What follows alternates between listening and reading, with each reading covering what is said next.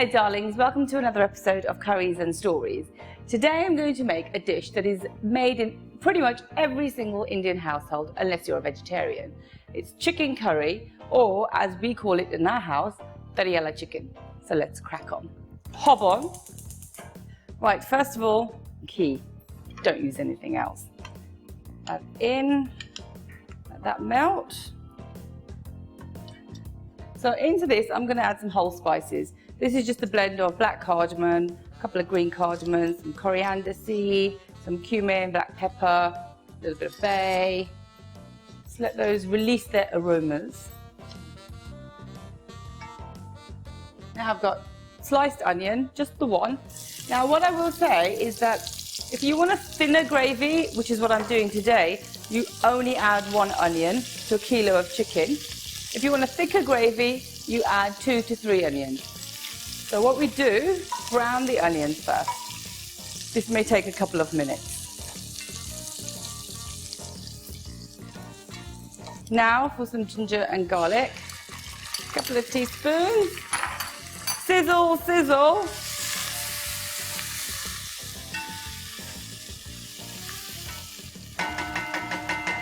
So I'm going to add some green chilli at this point. I'm going to add 3, but you can add 1 or you can add none. It's entirely up to you. Give that a stir. And now for my powdered spices. Turmeric, of course. Chili powder, of course. All goes in. Bit of coriander powder. Bit of cumin.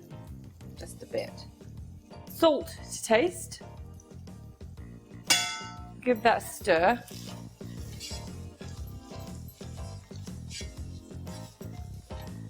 Now into that, I'm going to add some coriander stalk. Just the stalk.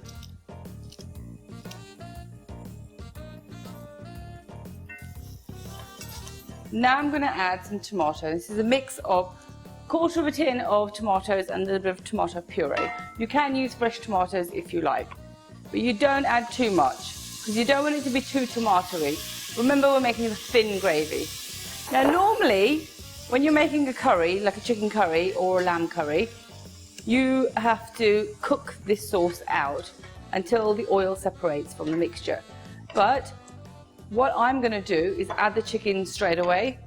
This is a whole chicken I've had from the butcher. He chopped it for me and cleaned it and all the rest of it.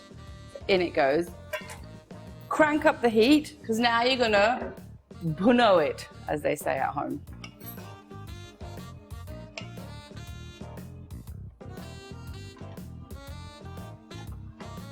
So I have been bhunoing this chicken for about 5-7 minutes. And as you can see, it's released a lot of liquid. Now what we need to do is make sure all this liquid dries up. Just stay with me. There is a method to my madness.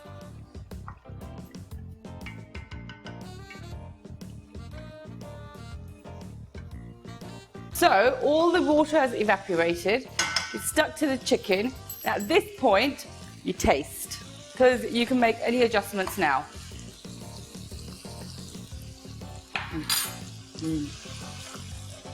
Delicious. So at this point, if it needs any salt, add it now. I'm going to add some crushed coriander seeds. This is optional, but I like the way it gives a nice zingy, lemony flavour. Stir.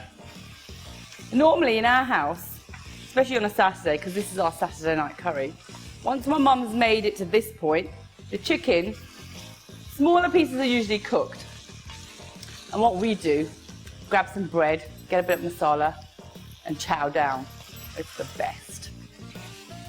Now this is the final furlong.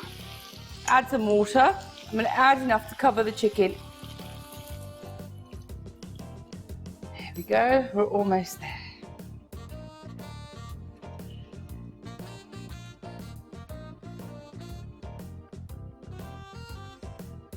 Right, my chicken's been bubbling away furiously. I've checked it a few times and it's cooked. It's delicious. So now, I'm just going to finish it off with a bit of Kasuri methi, just a little bit. coriander, and a final flourish of homemade garam masala. This will really elevate the flavour. Give it a quick stir. Pop off. And there it is. Done.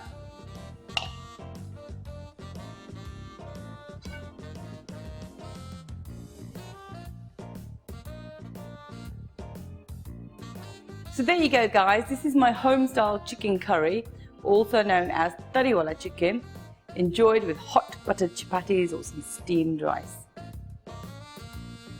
Please do like and share and subscribe to Get Curried.